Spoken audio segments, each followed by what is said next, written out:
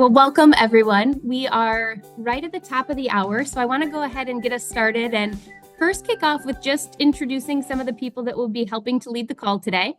My name is Katie, and I'm the Chief Program Officer with the Chapman Foundation for Caring Communities. And co-facilitating with me today is Heather, who is the Senior Director of Content and Coaching. And you'll also see that Lainey is on the line. She is our Content Quality and Logistics Specialist, and she will be serving as our concierge today. So if you have anything that you want to drop in the chat or you're running into any technical issues, feel free to send her a message and she can help you navigate that as we go. We are here to kick off the very first session of our Courageous Leaders series, where we're really going to be focusing intentionally on building trust in teams. And you will see when you look at these learning objectives that we are very much so time optimists, because we are going to be covering a lot of actionable information around trust in this next hour. We're going to first take a little bit of time to understand trust as a critical component in today's workplace. We're going to look at why is it that trust is worthy of us spending a full hour in the series on. Why is it that trust is a standalone pillar of care that we use within our framework?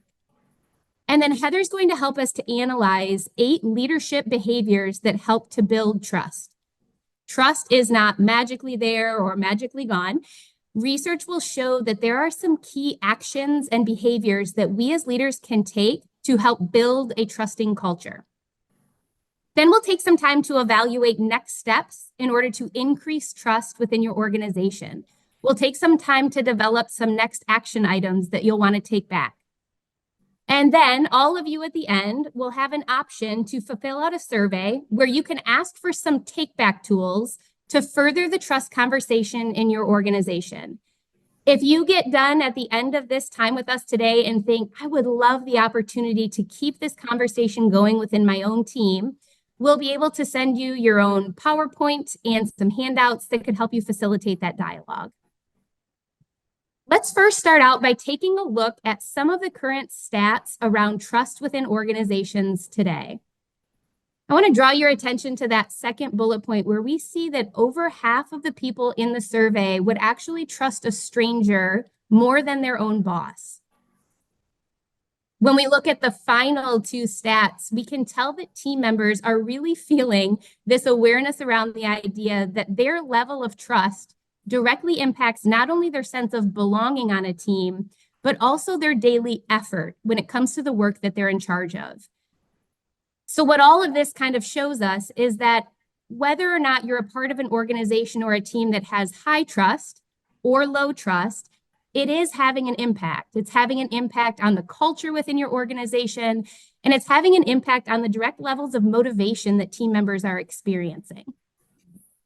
So how we'd like to kick this off is with an activity asking you to think back on times that a level of trust within an organization impacted you. So there are 2 prompts here. I'd like you to think of a time when a leader of yours built trust with you. Think about what specifically they did and what the impact was. Conversely, go ahead and think of a time when a leader of yours broke your trust. And what was that impact for you? We will take about 3 to 4 minutes where you can either just reflect internally or go ahead and jot down some notes. And then you'll have an opportunity to go share in a breakout room with 3 or 4 other people from the call. So we'll go ahead and leave the screen up and take about 3 to 4 minutes. All right, before we move on to talking about the 8 trust building behaviors, I'd love to just open this up for some discussion around the impact portion. So looking for somebody who's willing to share with us, when you think back to a time when you had a leader who built trust, what was that impact on you? You can go ahead and just come right off mute and share with the group. If you're unable to come off mute, feel free to drop it in the chat. Hello, my name is Sean from Habitat for Humanity of Kent County, Michigan. Our group had some good discussion around that. When we've had kind of trust built, managers giving you opportunities to rise to the occasion. Personally, I felt kind of empowered and like they trust my capabilities and my competence. So that's mine personally. That's really great. Really feeling like they trusted you to take on that new task or that new challenge. Yep. Thank you, Sean. Who else?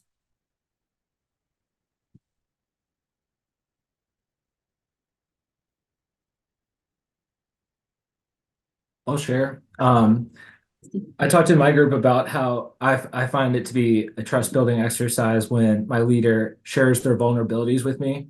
As a high S tendency, hearing what they're personally going through and what they're connecting to their ask really motivates me to get my activity done in a way that like meets their need at that moment. So That's yeah. great. So you're really drawing that tie with once that trust is built, feeling that higher level of motivation. That's great. Thank you. Gary, it looked like you came off mute at the same time. Did you have something you wanted to add? Well, yeah, Gary Morris. I'm at NOAA in Boulder, Colorado, and similar sentiments that when leaders invest trust in you, I feel motivated. I feel I'm able to be more productive. I'm energized. Really feel good about my work and happy to be a part of moving the organization forward. I love that. And Gary, even as you were listing all of those emotions, it felt like a pretty great space to be. Thank you for sharing that. How about the flip side? What was the impact on you when you had a leader that broke trust? So we don't really necessarily want to talk about the examples of what the leader did, but just focused on the impact that that had on you.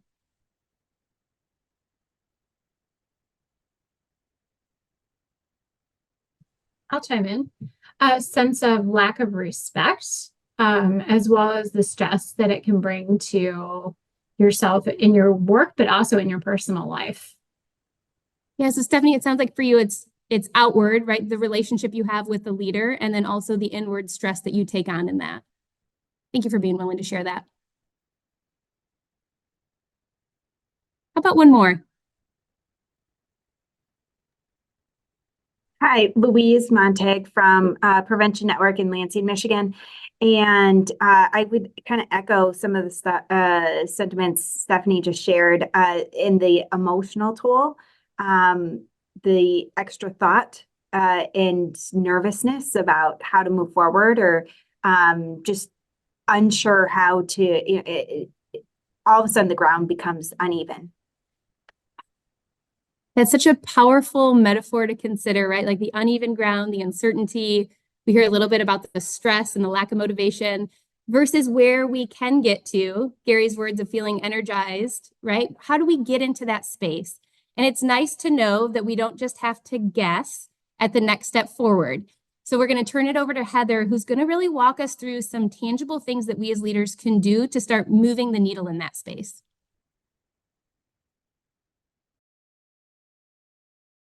Let me unmute as well.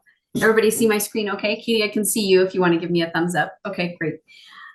Good afternoon, everyone. I love that we're already talking about the significance of trust in terms of it being, when there's high trust, how it really impacts our motivation.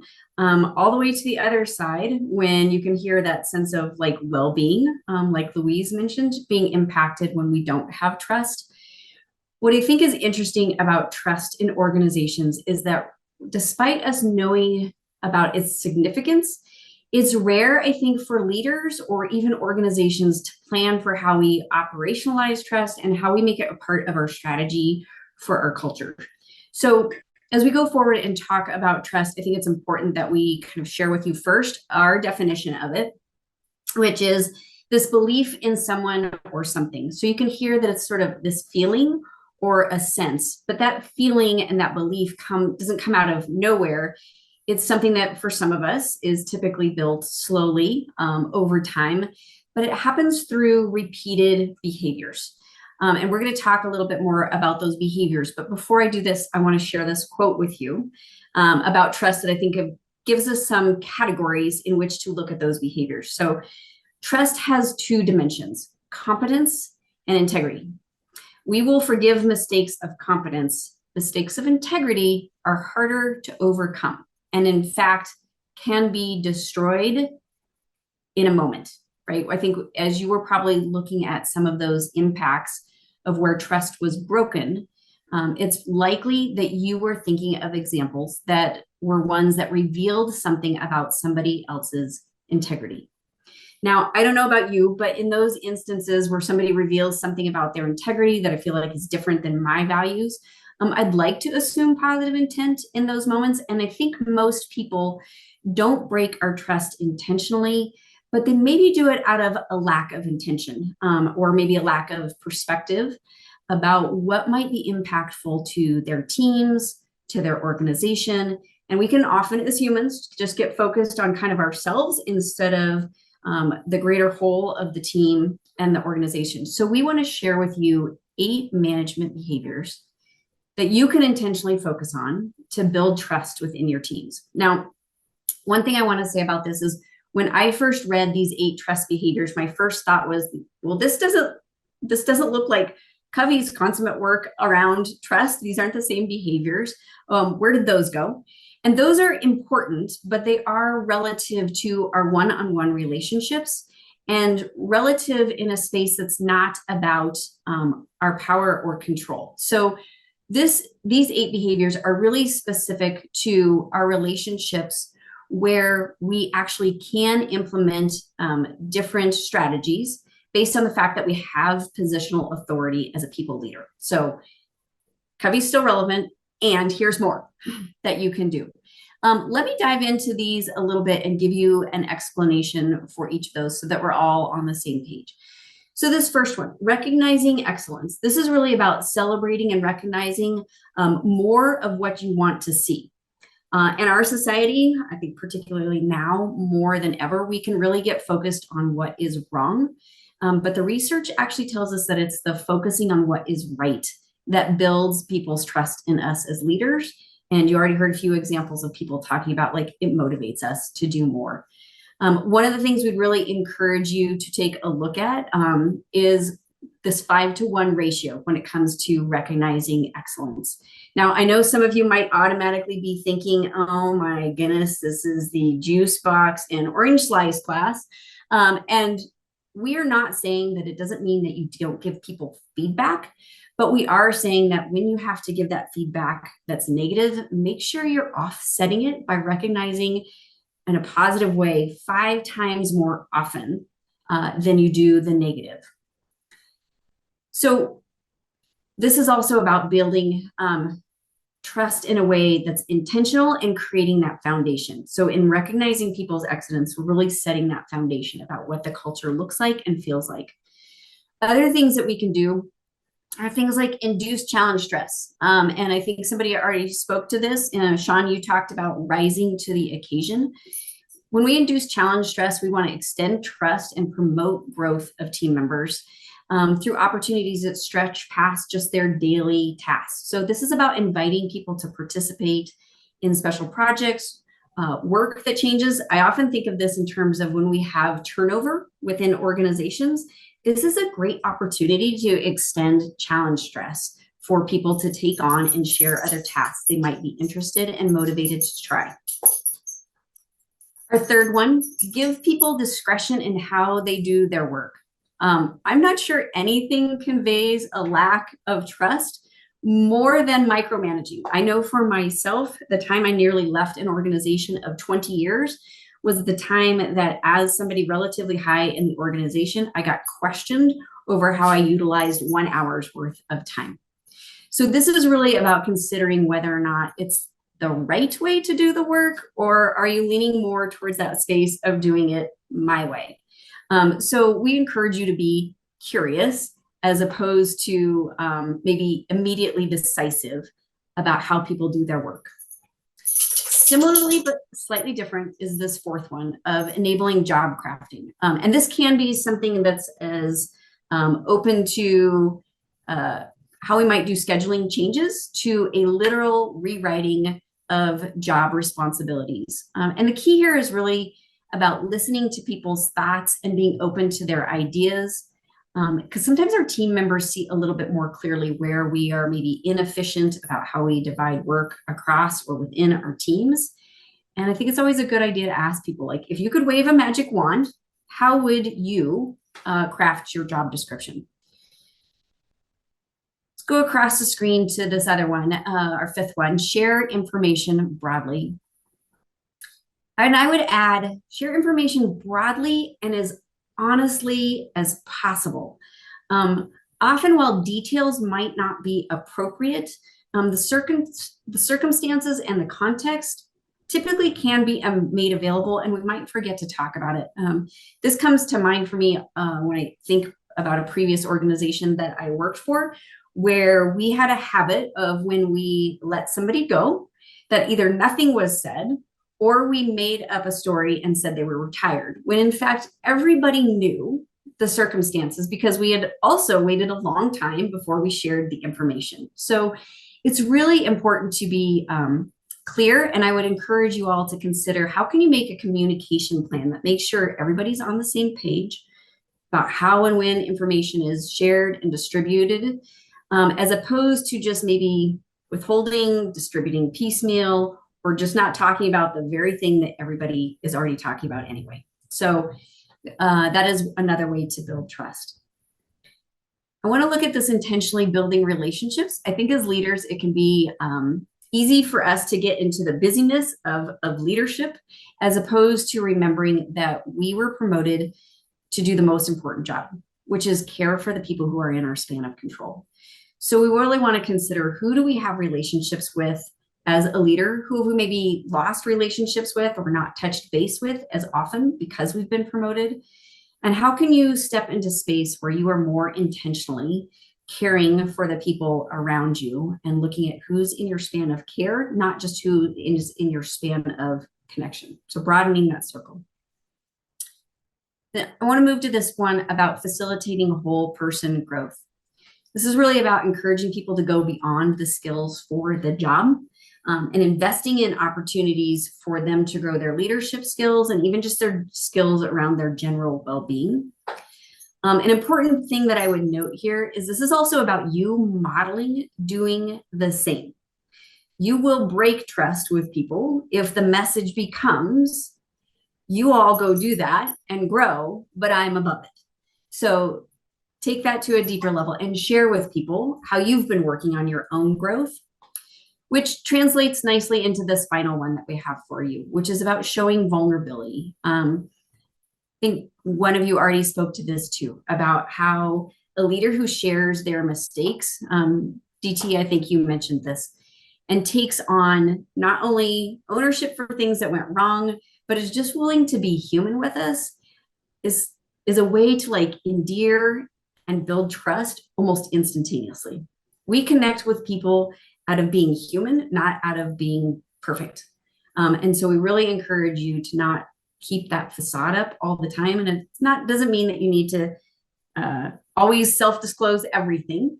It just means that you're willing to be human with those around you. So I would love for a few of you to come off of mute. You can just come off mute. You can raise your hand if you're worried about interrupting people, but I would love to hear from you. What stands out to you about these behaviors? Maybe that's a little bit of what feels challenging or what gives you hope, or some things you're excited that your organization is doing in this regard.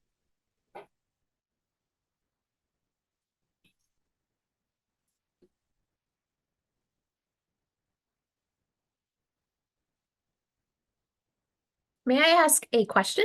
Yes, of course, Linda, thank you. Can you briefly talk a little bit more about the 5-1 ratio? I don't think I entirely grasped that.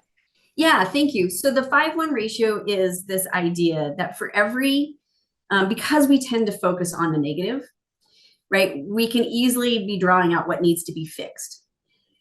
But in reality, what the research tells us is for every one negative that we focus on, we should be really intentionally offsetting that with 5 positives. So it's really about building this culture that gets focused on celebrating excellence more often than just focusing on what's wrong.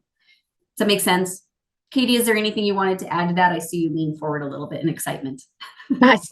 I love that you pick up on that nonverbal. Yeah, I think one of the things that I appreciated about that 5-to-1 ratio in context to trust as well is that if I have a leader who I know sees what I actively contribute in a positive way, then when they do give that feedback, it makes it easier for me to trust that that feedback is valid because they're seeing my performance as a whole, as opposed to just only focusing or seeing one part of me. So I think that's one little element in there too. Thank you both. Yeah, thank you, Linda, for modeling. That is also okay to come off mute and ask questions. So if you have questions, I would love to hear those. And I would love to hear from some people that are pondering what this means.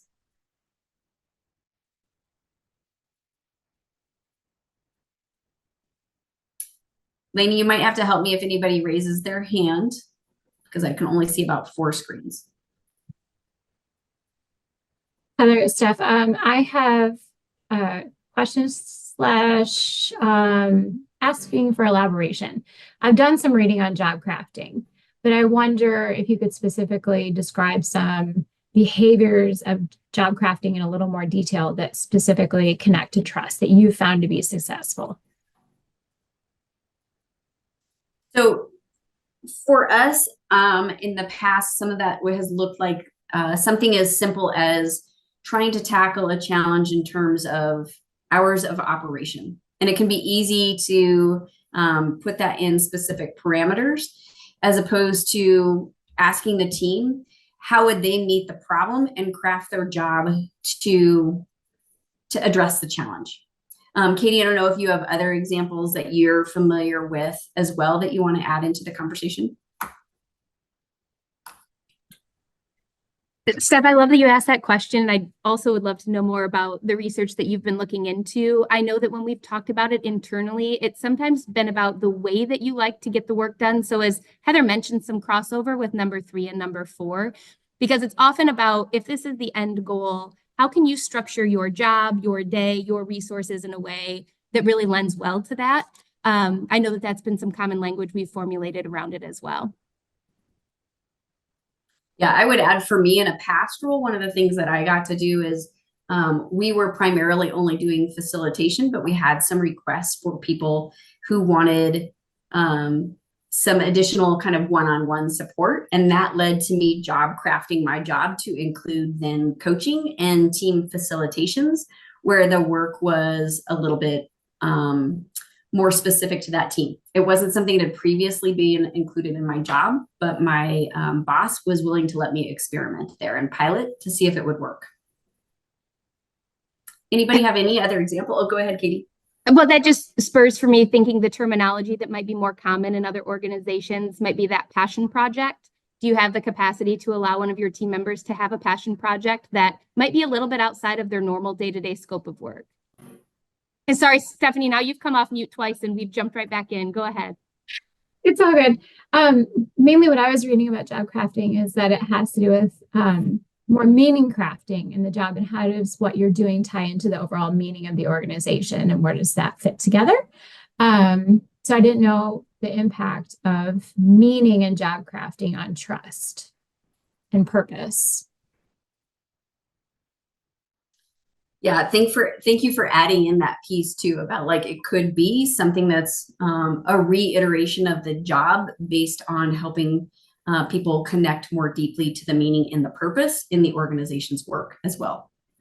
We could spend a long time on all of these different things. And so I apologize that we're kind of giving you just a brief little snapshot.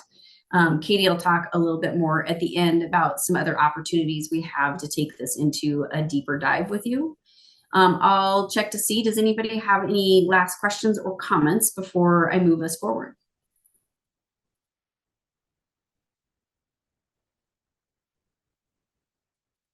Okay. Thank you for those of you that asked questions, gave us a little bit more elaboration on this. I think these behaviors can sometimes fall into one or two categories.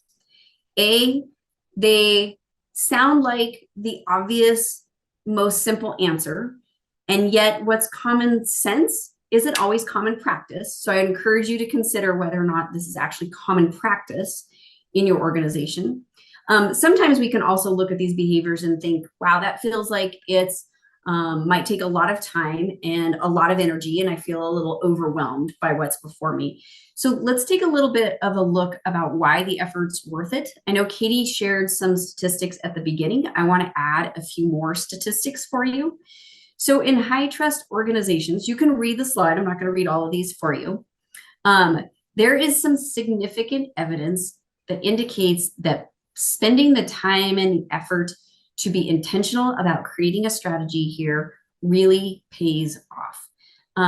So it's really not that trust is this soft, fluffy idea, but I would venture a guess that when you look at these statistics, you recognize the fact that it is tied to key objectives that your organization has and objectives that have actual significant payoffs. Things like fewer sick days, higher engagement. We know there's all sorts of research that says engagement costs us time and money and resources. And if you want to know how to do the math on that for your organization, I'm happy to help you after the fact. But I think the important point here is really that the counter to this, which is low trust comes with significant costs as well, financially and emotionally for the people and for the organization. And we promised you at the beginning of this that you would walk away with tangible next steps for your organization to build trust, right? That's moving it from common sense to common practice. So that's exactly where we're going to go next. And what I would like you to do, again, we're going to give you a minute to reflect here a little bit. Lainey is going to drop into the chat the 8 behaviors that we just spoke about. What we want you to do is consider which one of those 8 behaviors you, as a people leader, are inspired to do more of in your workplace. So pick your one behavior. All 8 would be a little bit of an overshoot. We want you to be successful. Once you've picked your one behavior that you're going to focus on doing more of in the workplace, we want you to consider what are you going to start doing this week to demonstrate more of that behavior in your workplace. And the reason we say this week is because we know that it can be really easy, again, to keep the to-do list running with tasks, but forget the tasks that are relative to the people. And really, I said at the beginning about operationalizing trust, making it something that actually lives on the to-do list is what we want you to walk away with here. I'm going to stop talking. Any questions before we give you about 3 minutes to consider which behaviors and one task you are going to start implementing? Okay, go ahead and take 3 minutes. When you come back from that 3 minutes, we're going to put you in breakout rooms to share what you feel comfortable with and to share those action items, because this is where you get to grow with each other and get additional ideas from each other as well.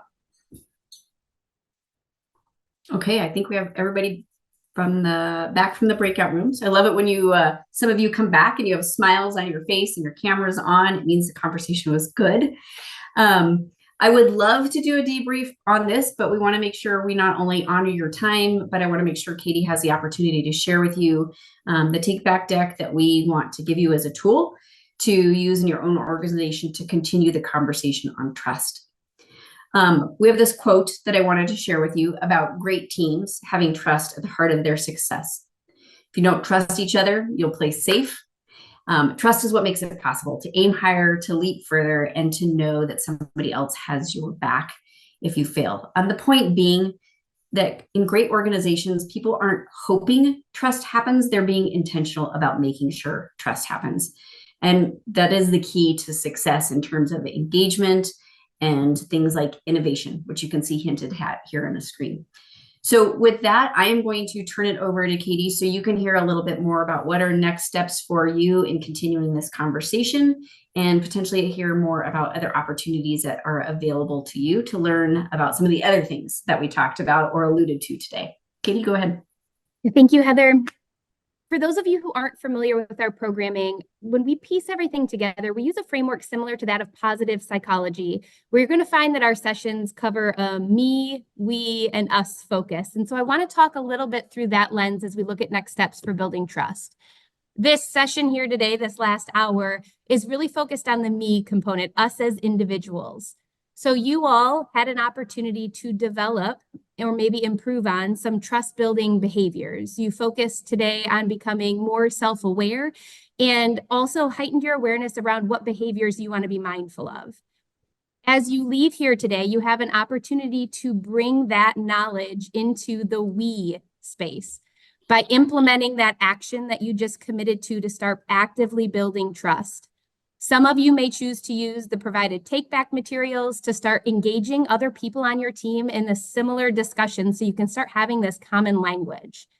And when you have this me focused of continuing to build your emotional intelligence as a leader and the we focus of us engaging together on a team, that's when we really start to experience the power behind the us, right? When you have an entire team or an entire organization focused on this work of improving themselves, of improving together as a team, that you really start to cultivate a culture of trust.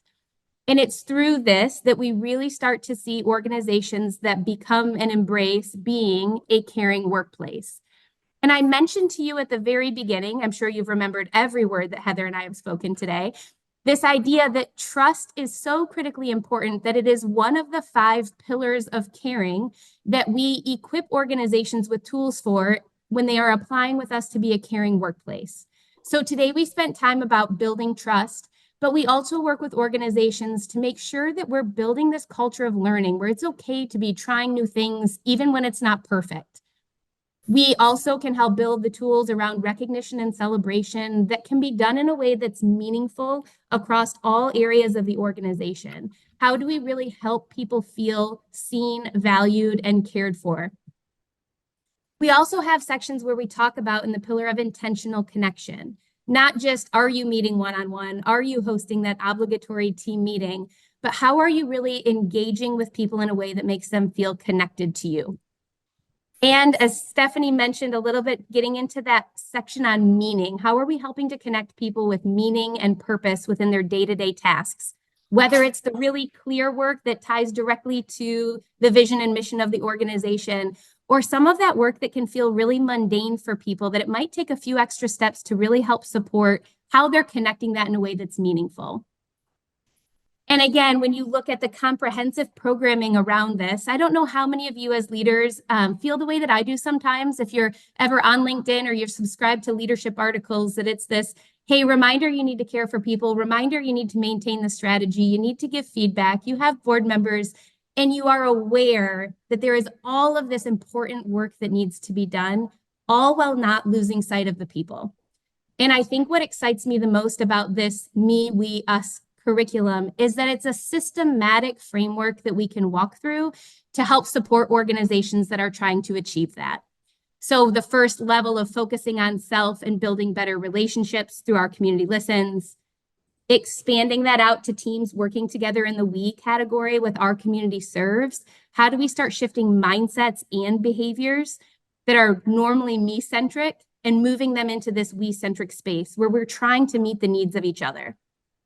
And then the third course, which is our community transforms, where we bring it all throughout the organization, where we really start to see the shift within cultures, when we start integrating this into all the different areas of systems and processes and people. All of this is supported through sessions like this that we hope that you continue to join us with, and an Our Community Leads app on your phone that can also be used to help support behavior change. So when you think about immediate next steps, the first goal is to implement the action that you just committed to in this session.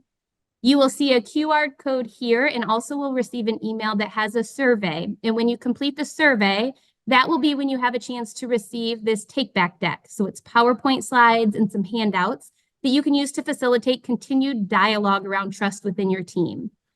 We are an ongoing resource, so if you get it and have questions or want to talk through ideas, please feel free to reach out to us. Lainey's contact information will be available in the post-class email. And Lainey, I can't see your face, so if you have things you want to be adding as well, feel free to jump in. But as we wrap up here, we'd encourage you to attend the next Courageous Leader series, where we'll be talking about navigating change next month. And in the following month, you'll actually get to hear from alumni leaders who are speaking to tangibly how these trust-building behaviors and change management has been shifting cultures within their teams.